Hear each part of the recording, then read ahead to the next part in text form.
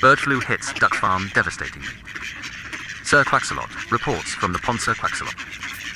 Here your tuxedo-clad limping correspondent, bringing you a special breaking episode of Pondrama from South Shore Harbour.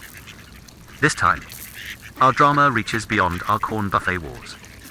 As I quack to you about real duck news, that is both heartbreaking and eerily serious.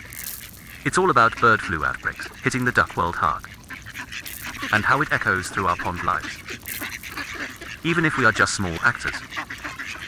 In the larger waterfowl, Saga down on Long Island, a place once known for its proud duck heritage, Crescent Duck Farm had to euthanize its entire flock after a wave of bird flu swept through. That final commercial duck stronghold on the island. AP News. Imagine me waddling into the buffet, only to discover the line has disappeared. My fellow ducks gone just like that. It's like waking up to find no popcorn at a movie theater, horror classic style.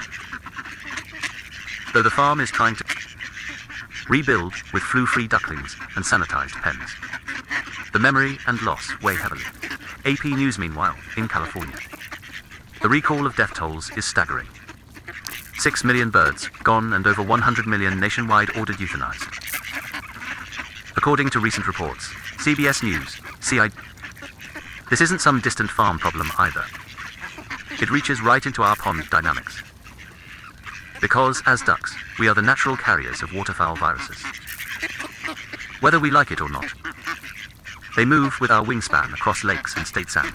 Get this, in Florida, a feral Muscovy duck turned neighborhood. Terror attacking residents with such ferocity that old Mr. Sepulveda needed medical attention. Peoplecom, all this duck news is reminding us that quack comedy lives in a world riddled with real drama. What does this mean for me and the rest of the office at South Shore Harbour? First, it means remember the buffet is a privilege, not a guarantee. When ducks are threatened by disease or culling, it affects our corny supply chain and flood of camaraderie at breakfast. Second, it means fishing line or trash left behind isn't just litter, it's potential load-bearing hazards for real duck lives. And third, it means vigilance matters in duck world and human world alike. Because whether farm, feral or fountain ducks, every feather matters. My limp could make me the underdog hero on the pier. But it comes with a message. If we stop noticing the big risks beyond the buffet, we lose more than just snacks. We lose chapters of duck story and connections. Stay safe, friends.